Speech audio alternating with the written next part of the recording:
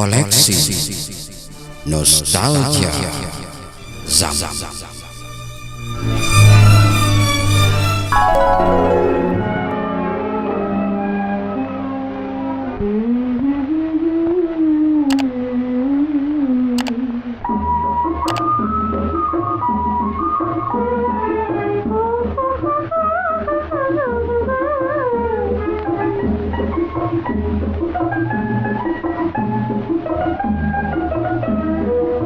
Kanda umpama dewa menjaga di ruang hatiku bersinggah saja. Hanyalah dikau pilihan dinda antara berjuta dalam duanya. Takkan cuma dinda diriku di kau pujaan sepanjang hayatku. Kau dibanding berjuta ribu, di kaulah saja pilihan jiwaku.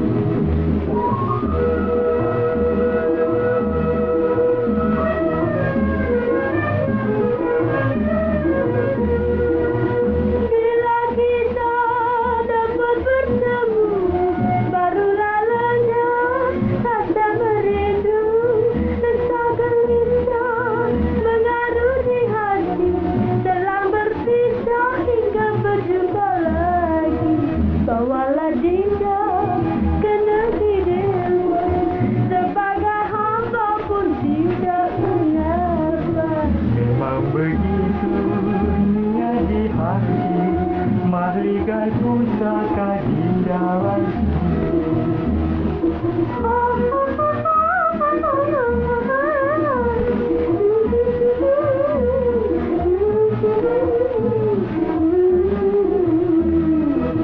Bila kita dapat bertemu, barulah lenyap rasa merindu.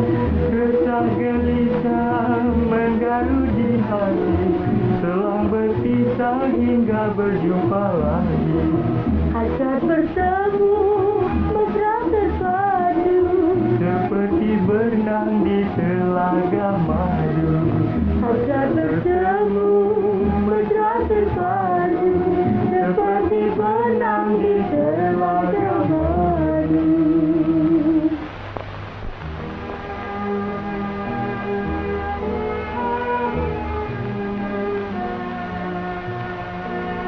Agaknya sudah lama Kanda menungguannya.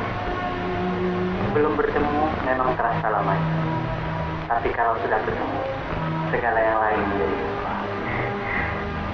Wan dengar tadi kena di jalan Wan bertemu dengan Tengku Kamarudin. Apa pasti mengaku Dinda tadi? Kanda. Apa pula katanya kali ini, Bos? Ada sepatah kata yang ganjil dicakapkannya. Katanya, bila ia sudah menjadi raja nanti, ia ada hak memaksa Wan. Apakah arti kata-katanya itu, Kanda? Pakcik itu memang orang gila. Tapi, gada bercakap itu sungguh-sungguh benar, Kanda. Sudahlah, Wan. Jangan pedulikan dia. Karena penerusi, sejak dari kecil kita memandu kasih.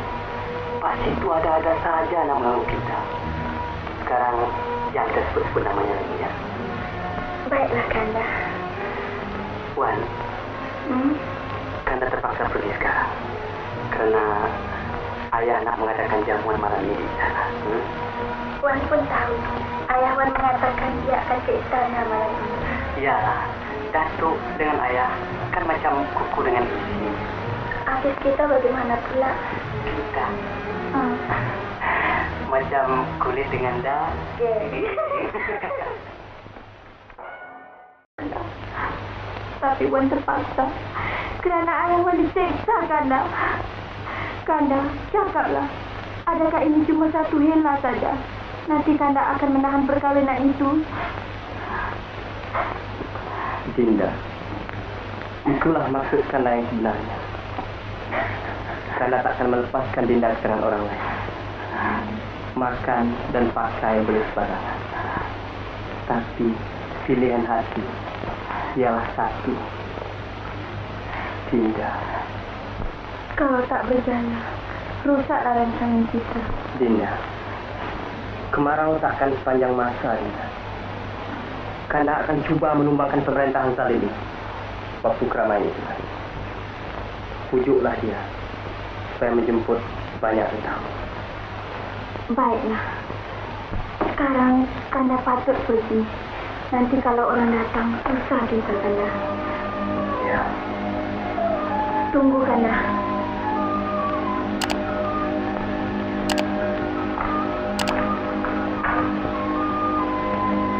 Dekat Kanda.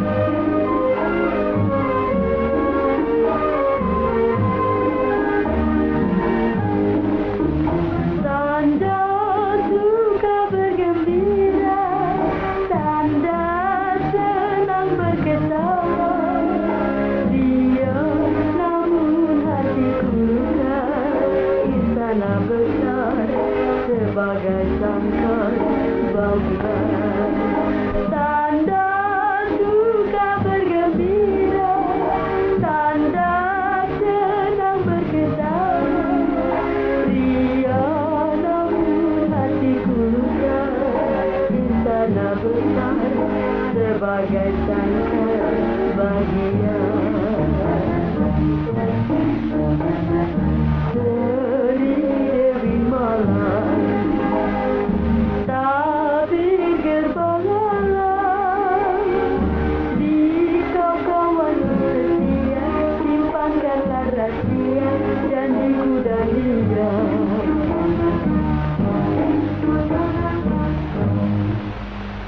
Sungguh merdu suara Dinda. Bukan saja rupa, tetapi suara pun seperti putri kayangan. Apakah yang Dinda hirangkan? Pakcik sudah puas. Tak apalah, duduk. Pakcik sudah puas berfikir. Kenapa Pakcik mesti menentang kehendak Tengku? Takkan Pakcik mesti tinggal menjadi gadis tua selama-lamanya? Jadi Dinda setuju menjadi isteri Kanda? Setuju dengan sebulat hati? Pakcik cuma mengharap ayah pun sepaham dengan pikiran Pakcik. Kalau Adinda akan beroleh bahagia, ayah Dinda tentu setuju. Apa kata kalau besok kita adakan majlis nikah? Di dalam telur sedang dinanti.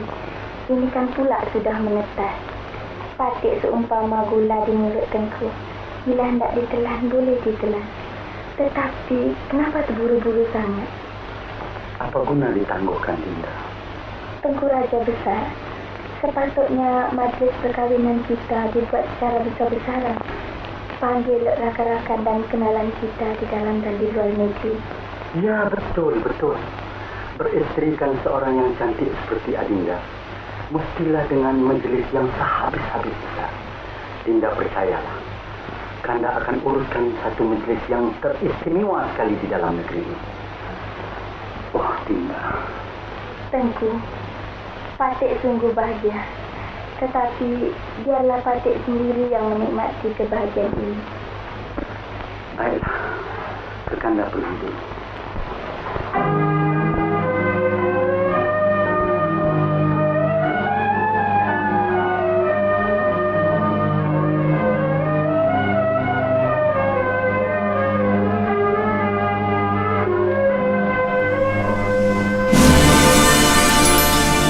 Terima kasih kepada semua teman yang sudi memeriahkan channel saya, Zam Production.